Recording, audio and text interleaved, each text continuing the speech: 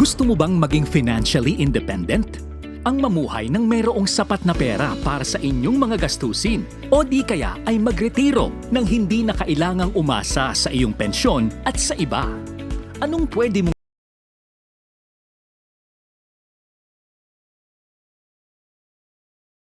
ito ay prioridad? Sabi nga ni Bill Gates, if you were born poor, it's not your mistake. But if you die poor, it's your mistake.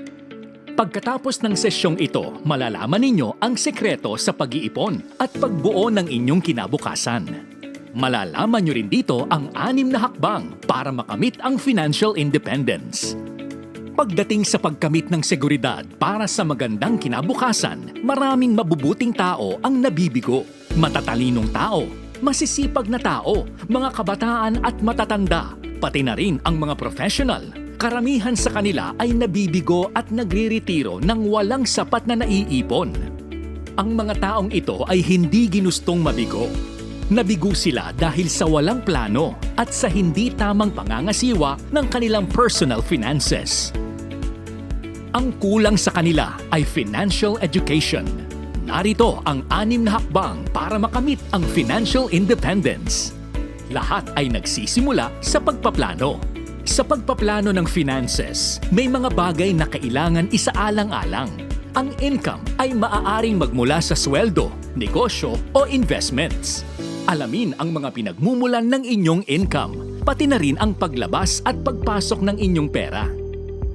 Ang inyong mga expenses o gastusin ay dapat paghiwalayin sa inyong needs at wants. Ang needs ay ang mga pangunahing pangangailangan sa ating buhay. Samantala ang wants ay yung mga bagay na gusto mong bilhin pero kaya mo pa ring mamuhay nang wala ito. Alamin ang pagkakaiba ng assets sa liabilities at bawasan ang mga maliliit na expenses. Kahit ang maliliit na adjustments sa iyong expenses ay pwedeng magkaroon ng malaking epekto sa iyong financial plan. Dapat pamahalaan ng maayos ang mga utang at siguraduhing mababayaran ang mga ito sa tamang oras. Maituturing na present income ang mga natatanggap natin na sweldo sa trabaho buwan-buwan at future income naman sa mga utang dahil advance nang naibibigay ito bago pa natin paghirapan. Ang present income ay dapat para sa present expenses lamang, habang ang future income ay para naman sa future expenses. Pero ang maling ginagawa ng karamihan ay ginagamit nila ang future income para sa kanilang present expenses. Ang ating retirement ay dapat pinaghahandaan. How you handle your finances today will affect your retirement. Iilan lang ang mga nakakapagretiro na financially independent. Ang ikalawang hakbang ay pag-iipon o ang tinatawag ng mga financial coaches na pay yourself first. Ang maling paraan ng pag-iipon ay income minus expenses equals savings. Dito ay unang binabawas ang expenses sa income at ang matitira ay mapupunta sa savings. Ang tamang paraan ng pag-iipon ay income minus savings equals expenses. Ayon kay Warren Buffett na isang financial coach sa US, do not save what is left after spending. Spend what is left after saving. Dito mo gagawin ang pay yourself first. Unang ibawas sa inyong income ang itatabing savings at ang matitira ang pagkakasyahin para sa inyong expenses. Tandaan na dapat tayo ay mamuhay ng naaayon sa ating income.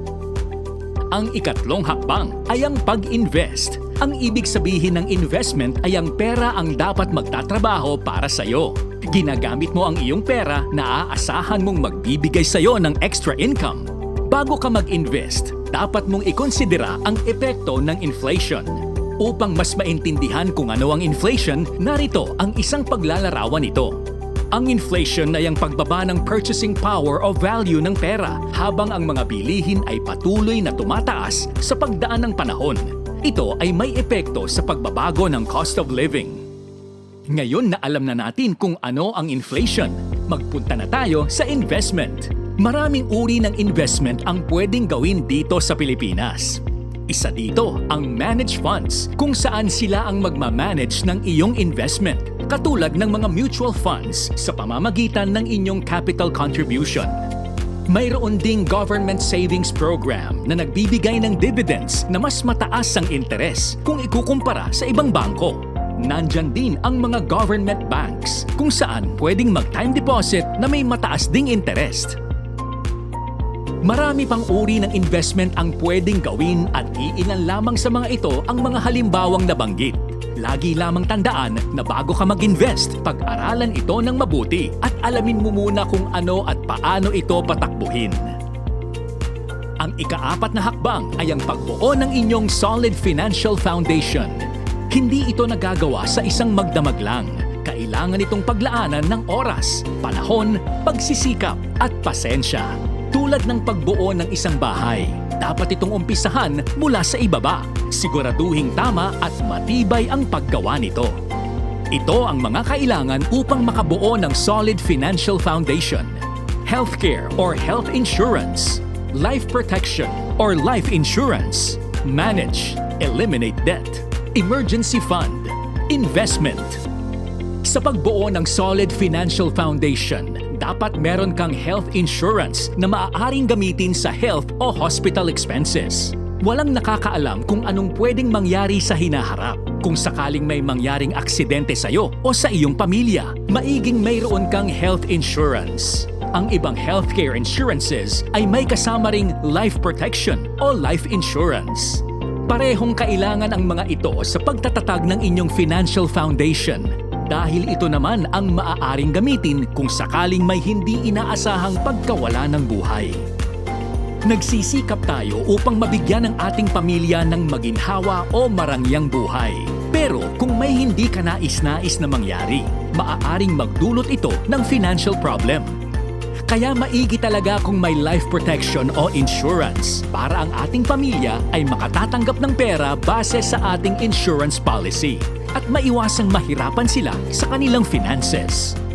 Maaaring hindi nga ito panghabang buhay, pero dahil dito may panghahawakan sila para umusad at ipagpatuloy kung ano ang iyong nasimulan para sa kanila.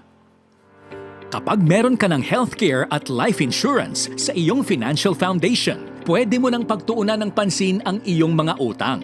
Ang pagmamanage o pag-e-eliminate ng mga utang ay importanteng gawin bago mag-invest. Kung wala ka ng utang, hindi mo na kailangang baguhin ang iyong mga plano at makakapagpatuloy ka sa pagbuo ng iyong solid financial foundation nang walang iniisip na financial obligations. Hindi naman masama ang pag-utang.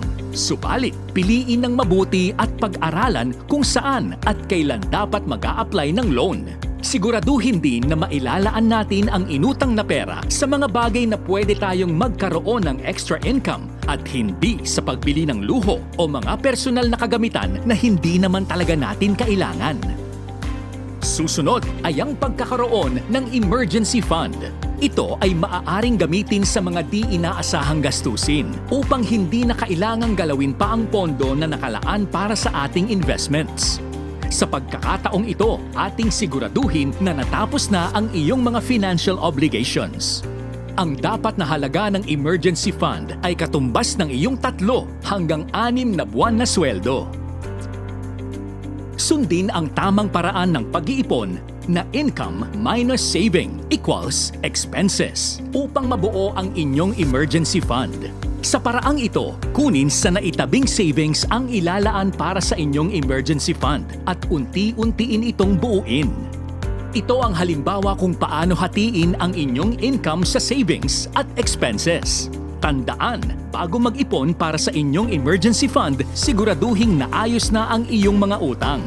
Ang hakbang na ito ay hindi magagawa ng madalian, kaya mag-adjust ng naaayon sa inyong budget. Kung meron ka ng healthcare at life insurance na sasalo para sa mga gastusin kapag may aksidente o hindi magandang pangyayari, naayos mo na rin ang iyong mga utang at wala ka ng financial obligations. Mayroon ka na ring emergency fund na pwedeng gamitin para sa mga di inaasahang gastusin. Pwede mo nang lubusin ang iyong oras at panahon sa inyong investment. Maraming tao ang nagkakamali na maagang nag-i-invest na wala pang naitatatag na solid financial foundation. Nauuwi sila sa pag-withdraw ng kanilang investments para lang ipambayad sa mga biglaang gastusin. Mas magiging kampante at makasisiguro tayo kung nasunod natin ang proseso sa pagbuo ng solid financial foundation bago tayo magsimulang mag-invest. Pagdating naman sa investment, kailangan mong piliin ang tamang financial vehicle. Magsaliksik at pag-aralang mabuti ang mga financial vehicles na makatutulong upang makamit ang iyong financial independence. Panghuli, do it now o magsimula na ngayon. Mas mabuti para sa iyong hinaharap kung mas maaga kang makakapag-ipon. Hindi pwede ang naghihintay lang pagdating sa investment. Kung ang isang tao ay nagsimula sa edad na 25 na mag-invest sa 18% interest ng 18,000 pesos annually o katumbas ng 1,500 kaltas sa sahod kada buwan sa loob lang ng 6 na taon. Pagdating ng retirement sa edad na 56, ang kanyang investment ay pwedeng lumago ng 3,686,000 pesos. Samantala, kung sa edad na 30 ka pa lang, nagsimulang mag-invest sa 18% interest ng 18,000 annually o katumbas ng 1,500 pesos kaltas sa sahod kada buwan sa loob lang din ng 6 na taon. Pagdating ng edad ng retirement na 56, 1,728,000 pesos lamang ang paglago ng kanyang investment. Malaki ang pagkakaiba ng resulta sa maagang nag-invest kaysa sa naghintay o nahuli sa pag-invest. Mas maganda ang magretiro nang hindi na kailangang umasa pa sa iyong pensyon. Kaya simulan mo na ngayon o magsisi pagdating ng panahon. Ayon nga kay Robert Kiyosaki, the biggest risk a person can take is to do nothing. Bago tayo magtapos, balikan natin ang 6 na hakbang kung paano natin makamit ang financial independence.